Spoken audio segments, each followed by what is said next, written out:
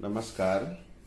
आज वीडियो क्रमांक 4 विषय हिंदी साहित्य, जिसमें अपन कबीर पाठ कबीर के पद संख्या 2 को समझने का प्रयास करेंगे। पहले कुछ शब्दार्थ अपन जान लेते हैं। ज्ञान की आंधी, यहाँ ज्ञान रूपी आंधी आपको लेना है। ब्रह्म की टाटी, टाटी का अर्थ लेना है आपको छप्पर, पर्दा, टाट जिसको बोलते हैं, या ब्रह्म रूपी छप्पर, सब में रूपक अलंकार रहेगा। माया, मोह माया। हित चित्त की दो थुनी, थुनी यानी खंबे, यहाँ स्वार्थ रूपी खंबे। हित चित्त, हित यानी स्वार्थ, चित्त यानी मन में, स्वार्थ रूपी खंबे। मोह रूपी बलिंडा, बलिंडा का अर्थ होता है आधार, जिसके ऊपर सब कुछ रखा जाता है। जैसे कोई झोपड़ी बनाते तो बीच में बड़ी रखते हैं ना, वो बड़ी बीच वाली जगह। तृष्णा, तृष्णा, छानी, छप्पर, तृष्णा छानी पड़ी, तृष्णा छप्पर के ऊपर छाई हुई पड़ी। कुबुद्धि, कुविचार, भांडा, भांडा का अर्थ लेना बर्तन। जोग जुक्ति, जोग जुक्ति के मतलब योग की युक्ति या योग के विचार या योग के प्रयास। निर्चु, निश्चिंत, चूहे, चूहे ने टपकना, चूना, इसको मारवाड़ी में चौना बोलते हैं। पानी, पानी। कूड़, कूड़ यानी कूड़ा या छल कपट, मन में जो छल कपट भरा हुआ था, कूड़ा, कूड़ा करकट जिसको बोलते हैं। काया, शरीर। निकष्य, निकल जाना, हरि की गति यानी परमात्मा का स्वरूप, परमात्मा के बारे में जानना। बूढ़ा, बरसना, यहाँ बूढ़ा का अर्थ लेना है बरसना। जन, भक्त, विनयन, वेग जाना। बान, बान या सूर्य, तो यहाँ ज्ञान रूपी बान रहेगा। कहे कबीर बान के प्रकट यानी ज्ञान रूपी सूर्य के प्रकट होना। तम यानी अंधकार, क्षीण यानी क्षीण होना, नष्ट हो जाना। अब अपन इनका अर्थ करना शुरू करेंगे, जिसमें कवि कबीरदास जी कहते हैं, हे संतो, हे संतो, हे सज्जन लोगों, हमारे मन में जैसे ही गुरु की कृपा होने से जो ज्ञान रूपी आंधी का आगमन हुआ, यहाँ ज्ञान मन में जैसे ही कहते हैं ना, मन में ज्ञान प्रकट होते ही जो ब्रह्म छाया हुआ था, जो ब्रह्म का छप्पर, जो ब्रह्म की टाट थी, वो ज्ञान के प्रकट होते ही उड़ गई। यहाँ ज्ञान की आंधी बताया, वैसे हवा भी बता सकता है। हवा और आंधी में आप फर्क जानते हैं। आंधी क्रांति का प्रतीक होती है, सब कुछ उथल पुथल कर देती है। तो वो कहते हैं कि इस जो ब्रह्म की छप्पर चारों ओर जो बंधे हुए थे पर्दे, मेरे मन के आसपास से उड़ गए, और माया रहे न बांधी रहे। अब कहता है कबीरदास जी कि मेरे मन को कोई माया, मोह माया, इस मोह माया, माया काट लेना, सांसारिक बंधन, मोह माया, ठीक है, वो बांध कर नहीं रख सकती।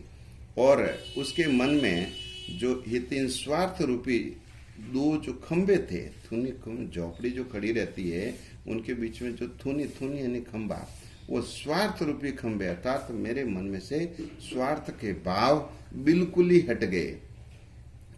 आगे कवि कबीरदास जी कहते हैं कि उस झोपड़ी का जो आधार होता बलिंडा, वो मोह रूपी बलिंडा भी टूट गया।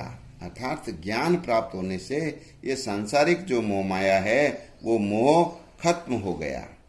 अब तृष्णा, तृष्णा का अर्थ पहले भी बताया, तृष्णा, लालसा, वो चाह, वो तृष्णा जो थी, वो जो ऊपर छानी पड़ी, छानी यानी छाई हुई घर के ऊपर, इस स्वार्थ रूपी घर के ऊपर जो छाई हुई थी, वो ऊपर से हट गई। और कहते हैं जो मन में कुबुद्धि थी, बुरे विचार, कुविचार, वो कुबुद्धि अब उसका भेद टूट गया। अर्थात कबीरदास जी कहते हैं ज्ञान की प्राप्ति होने से अब वो कुबुद्धि का भांडा, भांडा यानी बर्तन, अब फूट गया। कवि कहते हैं कि जोग जुगति कर संतो बांधी, अर्थात बहुत योग साधना करके, बहुत मेहनत करके इस मन को बांधना चाहा, ये सज्जन लोगों, उन्होंने मन को बांधने का प्रयास किया लेकिन वो बंध नहीं पाया।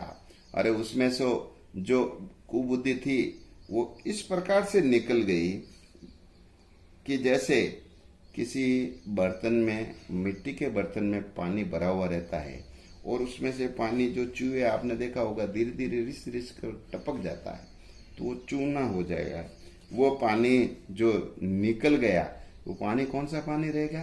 कुबुद्धि रूपी पानी इस शरीर से इस प्रकार निकल गया जिस प्रकार से किसी पानी के बड़े हुए बर्तन में से पानी बाहर निकल जाता है। और कूड़ कपट काया का निक्ष्या, ये जो मन में कूड़ा कचरा था, जो छल कपट का भाव था, इस मनुष्य के शरीर में से, इस मनुष्य के मन में से इस प्रकार से निकल गया। और जैसे ही ये छल कपट का भाव निकला तो मनुष्य कहता है कि मैंने इस परमात्मा के स्वरूप को जान लिया रे। परमात्मा की गति क्या है, परमात्मा का रूप क्या है, उसको मैं जान पाया रे। कवि कबीरदास जी कहते हैं, इस ज्ञान रूपी आंधी के आगमन होने के बाद में जैसे ही व्यक्ति का जो मन है वो परमात्मा के प्रेम रूपी जल में, जो आंधी आने के बाद में जो भक्ति की जो वर्षा हुई, उसमें जो मन है वो जो भीगा है, प्रेम हरि जन भीगा रे, तो उसमें परमात्मा के प्रेम में उस व्यक्ति, उस भक्त का, उस व्यक्ति का मन भीग गया। कवि कबीरदास जी कहते हैं कि कहे कबीर भान के प्रकटे, यहाँ भान का अर्थ लेना सूर्य, तो कौन सा सूर्य? ज्ञान रूपी सूर्य के प्रकट होने से जैसे ही ये प्रकट हुआ, जैसे ही ये ज्ञान रूपी सूर्य उदित होता है तो कहते हैं भया तम छीना रे, तो ये जो अंधकार, तम का अर्थ है अंधकार, जो भाग गया और जो है क्षीण हो गया अर्थात नष्ट हो जाता है।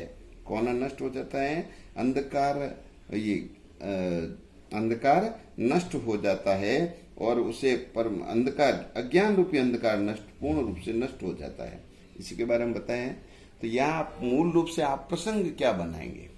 प्रसंग ये बनाएंगे कि कवि कबीरदास जी कहते हैं कि मनुष्य को ज्ञान के द्वारा ही इस संसार रूपी भवसागर से मुक्ति प्राप्त हो सकती है।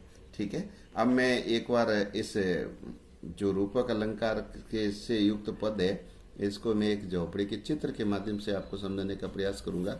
सबसे पहले आप देखेंगे कि ये जो झोपड़ी है, कहते हैं संसार में ज्ञान रूपी आंधी के आगमन से मोह रूपी बलिंडा, यहाँ आप देख रहे हैं बलि जो सबसे ऊपर आधार है, जिसके ऊपर छप्पर और पड़ा रहता है, मोह रूपी बलिंडा, और ये तृष्णा रूपी छप्पर छाया हुआ है।